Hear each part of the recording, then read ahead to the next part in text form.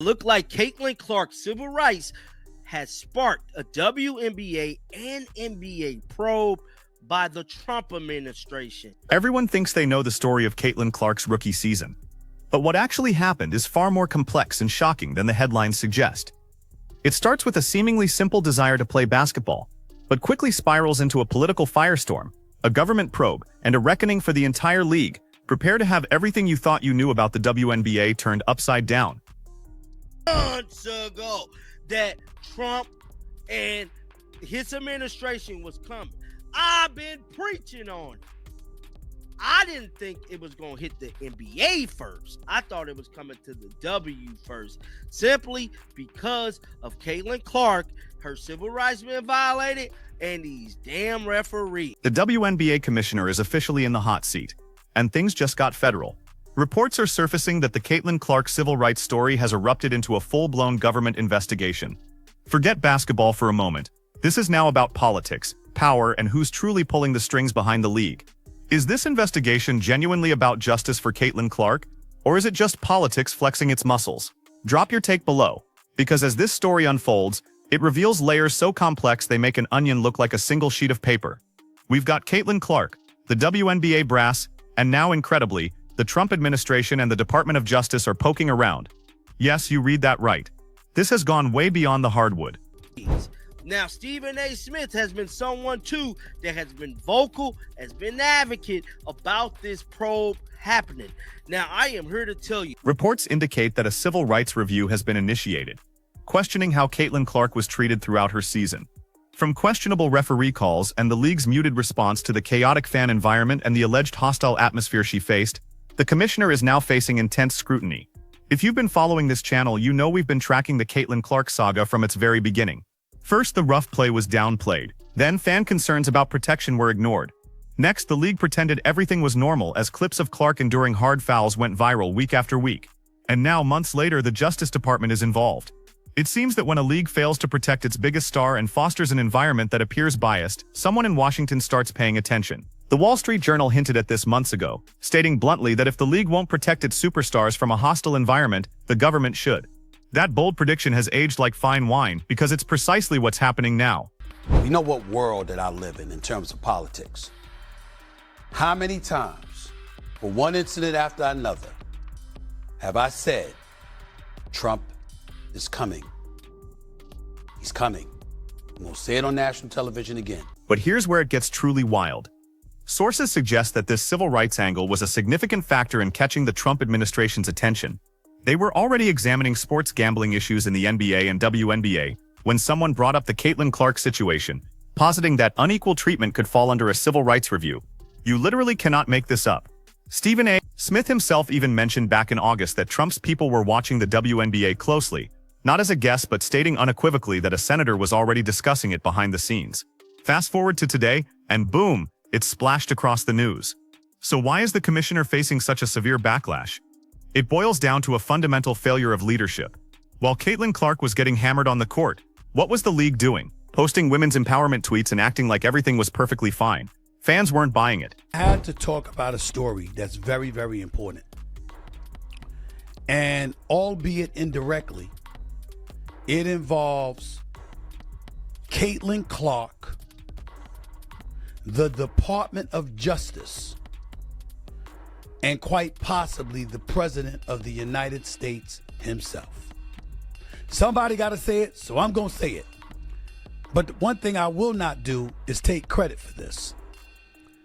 I am looking at the Wall Street Journal. The author of the article is a guy by the name of Sean McLean. Even neutral observers began labeling the league as anti-Clark. She was the biggest draw in WNBA history, and somehow also its most targeted player. The referees let blatant contact go uncalled. Players took shots at her in interviews, and the league remained conspicuously silent.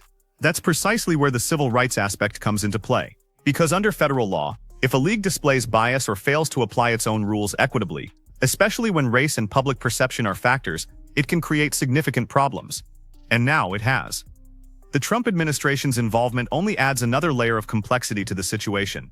They perceive Caitlin Clark as America's sweetheart, a symbol of hard work and merit. Therefore, if they believe she's being mistreated, they're going to champion her cause. Stephen A. warned everyone, if that base picks up this story, the WNBA is going to regret it. Now every pundit from ESPN to Fox is weighing in. Some are calling it accountability, others are decrying it as political interference. But regardless of the label, it's undeniably bad news for the commissioner, because you cannot lead a league and simultaneously appear completely clueless. Let's be real here. This situation was entirely preventable. All the league had to do was ensure consistent referee calls and prevent its own players from engaging in cheap shots on social media. But no, they acted as if Clark's popularity was a threat rather than a massive blessing. And now they've got the federal government sniffing around, demanding to know why league officials allegedly ignored complaints. Instead of protecting its transformative star, the league's leadership ignores the relentless targeting of Ms. Clark, treating its greatest asset as if she were a PR headache. That approach could turn into a legal liability for the WNBA. That's never a good look. So now the headlines are screaming, and the WNBA commissioner is catching heat from every conceivable direction. ESPN, Fox, The Blaze, even political podcasts are covering it. Some are framing it as a reckoning, others simply call it karma. Regardless, it's a dire situation. You have senators posing questions, journalists meticulously digging into old referee reports, and social media sleuths compiling every clip where Caitlin Clark was elbowed, pushed, or smacked without a whistle. There's a highlight reel circulating on X, formerly Twitter, titled "The Hits That Changed the League," garnering millions of views. And the commissioner, she's over here talking about fostering equality and supporting diversity. Noble sentiments, but tragically misplaced timing. People want answers, not hashtags. Fans are absolutely roasting her online. One post bluntly asked, "How do you run a league that lets its most marketable player get bullied on live TV?" Another astute observation read, "If this happened to LeBron or Curry, heads would have rolled already." It's incredibly difficult to argue with that sentiment. Even former players are stepping forward. Some are defending the league, claiming it's simply part of the game. Others, however, are openly voicing what everyone else is thinking. The referees treated her differently. And when a significant number of influential voices start echoing the same sentiment, that's when a situation truly escalates into a major problem. Because now both the DOJ and the Trump administration are intensely interested. And when those two names appear in the same sentence as your league, you know the situation has reached critical mass. Here's the part that nobody wants to admit. This entire debacle was entirely avoidable. The WNBA could have addressed this quietly months ago. A few suspensions, some accountability for referees, and a clear statement that all players would be protected equally. Problem solved. Instead, they opted to dismiss it as mere media drama. Now they're facing lawyers who are framing it as a civil rights probe. Reporters are questioning whether the WNBA has violated its own anti-discrimination code. You can thank sheer arrogance for this mess. You see, the league arrogantly believed that Caitlin Clark's popularity would fade away, much like a fleeting social media trend. They failed to recognize that she was the trend. They underestimated the depth of public sentiment for her. And most critically, they treated her unprecedented success as a threat rather than a monumental opportunity. So here we stand. The commissioner's office is reportedly undergoing an internal review regarding its handling of Clark's complaints about unfair officiating. The Wall Street Journal's expose on the hostile environment is being cited as critical evidence. Emails and internal memos are being requested, and according to one insider, they are in a state of outright panic. Even Stephen A. Smith, who has been sounding the alarm for months, stated this morning that this is merely the tip of the iceberg. He asserted that the Trump administration has been closely monitoring the WNBA ever since Caitlin Clark became a significant political talking point. And yes, he is undoubtedly correct. Let's not pretend that politics and sports don't intersect. They absolutely do. The moment the White House perceives public outrage, they step in. Trump's team recognizes Clark's immense popularity. They understand she represents a massive fan base that feels ignored and overlooked. Do you honestly believe they would pass up such an opportunity? Not a chance. Now, let's consider the optics for the WNBA. It's an unequivocally terrible look. A league that consistently champions fairness, empowerment, and equality is now being accused of doing the exact opposite. Ignoring bias, allowing referees to play favorites, and failing to protect the very player who has propelled their ratings by an astonishing 400%. The commissioner's official statement thus far has been a brief, two-paragraph press release stating they welcome all oversight and support transparency. In translation, they are sweating profusely. Because here's what's coming next. Subpoenas, testimonies, executives will be questioned about their decision-making processes. Coaches will be interrogated about league directives. It is going to be an incredibly messy affair. And when the unvarnished truth eventually surfaces, if even a fraction of the circulating rumors prove accurate, it will utterly obliterate whatever progressive image the WNBA has been desperately trying to project. And you know who emerges as the ultimate victor in such a scenario? Caitlin Clark. Because once this entire ordeal concludes, she will undoubtedly walk away as the enduring symbol of justice, the player who bravely stood up against systemic bias. Every brand will clamor to sign her. Every company will vie for her in their advertisements. Meanwhile, the commissioner will be fortunate if she even retains her job. Now let's delve into the civil rights aspect of this situation. People often hear that phrase and dismiss it as mere legal jargon, but in this particular context, it holds profound significance. If a player is subjected to unfair treatment based on bias, whether it be racial, gender-based, or driven by public pressure, it can absolutely fall under a civil rights review. The government's role in this isn't to dictate game outcomes. It's to ensure that institutions apply their rules with impartiality. And when millions of people can clearly see with their own eyes that Clark endured significant physical contact on plays that went uncalled, that is more than enough to raise serious red flags. You cannot have a league that proudly proclaims equality while simultaneously turning a blind eye to overt bias. It's hypocrisy laid bare for the entire world to witness. The most ironic twist in all of this? The very same individuals who vehemently dismissed fan concerns as overreactions just a few months ago are now scrambling to declare, "We support the investigation." That's how rapidly things can pivot when Washington decides to get involved. And let's be completely candid, this controversy is only going to gain momentum and volume. The Trump administration wading into a women's sports controversy? That narrative is guaranteed to dominate headlines for weeks on end. Every news show, every podcast, every sports panel will be dissecting the WNBA and Caitlin Clark. And honestly, it might just become the most intense spotlight the league has ever experienced. It's just a shame it's for all the wrong reasons. But let's indulge in a moment of sarcasm, because this particular aspect is almost comedic. The very same WNBA that spent months acting as if they didn't need Clark's fame is now pleading with her to maintain a positive attitude while the league is being thoroughly grilled by federal lawyers. Oh, so now she's your superstar? Now she's highly valued? Please, where was all that enthusiastic energy when referees were conspicuously swallowing their whistles every time she was brutally fouled? Where was it when players were subtly, or not so subtly, casting shade about her perceived media privilege instead of simply focusing on the game itself?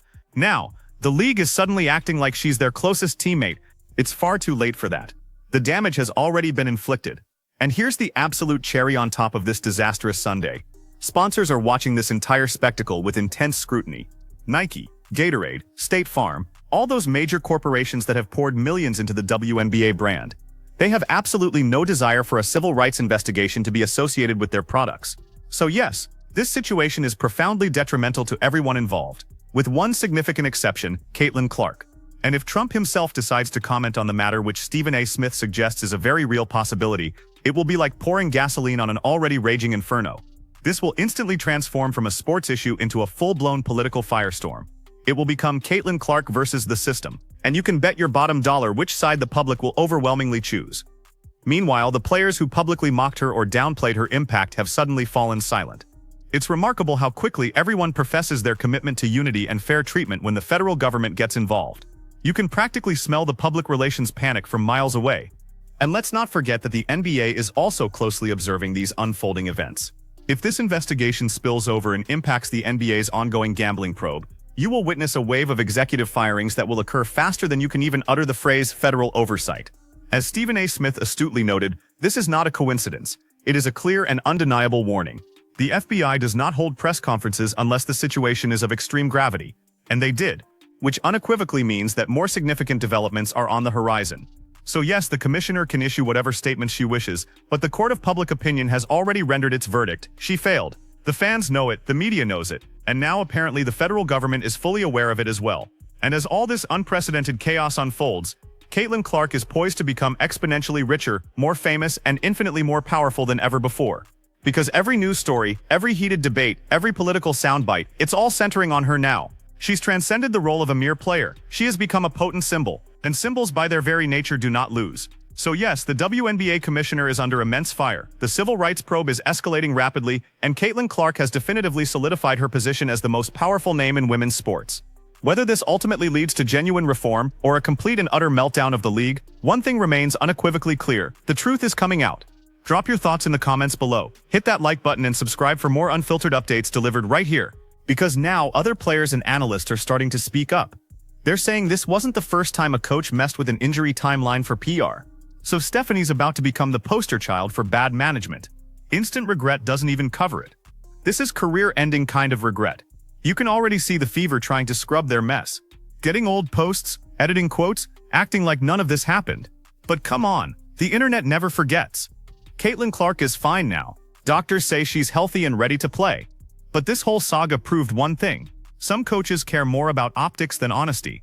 And Stephanie White just found that out the hard way. The fallout from this whole mess has been wild. You'd think after getting exposed by actual doctors, Stephanie White would come out, phone it in, and move on. But no, instead she's doubling down like nothing happened. She's smiling in pressers, dropping those same one day at a time lines like a broken record. It's almost impressive, the confidence it takes to act this delusional on camera. And now fans are letting her have it. The Fever's comment section looks like a war zone. Every post, no matter what it's about, congrats to our interns, happy birthday Aliyah, so find 50 people typing stop lying about Caitlin under it. That's what happens when you insult people's intelligence. You can't call fans family one day and then feed them made-up injury updates the next. People care. They watch every game, they follow every press conference, and when you lie to them, they notice. The best part? The doctors who broke the story aren't backing down either. They've been doing interviews explaining exactly why the Fever's version of events made no medical sense. One even said, "It's highly unlikely a professional athlete with multiple groin strains could return to full movement in under 2 weeks." Translation: Stephanie White, you're full of it. And the timing of everything makes her look even worse. Remember when she said Caitlin was almost ready right before that road trip? Yeah. Turns out that was the same week the team quietly filed for extra medical evaluations, which basically means they knew she wasn't close to ready. So not only did they lie, they planned around the lie. That's next-level manipulation. Even players from other teams are low-key calling it out without saying her name.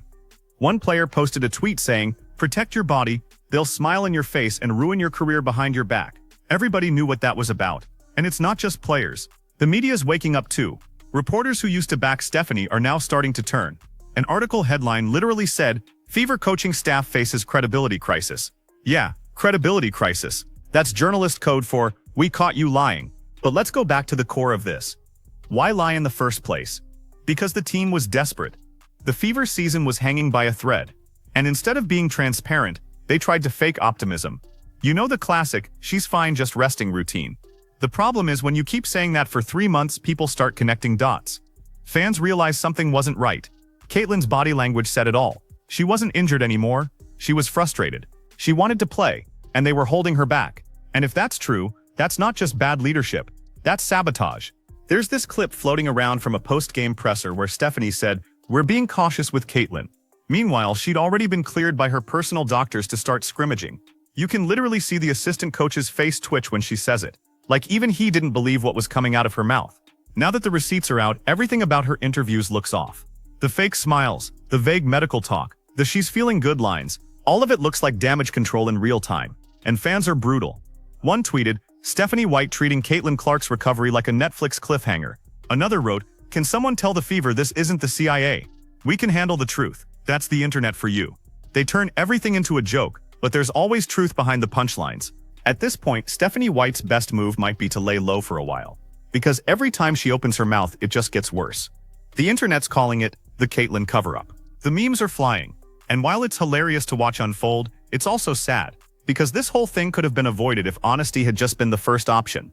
So yeah, instant regret definitely hit, but the damage is already done. Stephanie White wanted control. Now she's lost it. The doctor spoke, the fans saw through it, and the truth's out. Caitlin's fine, but that coaching reputation, not so much. What do you think? Did the Fever get punished for this, or just fire her already? Drop your thoughts below, hit like, and don't forget to subscribe for more.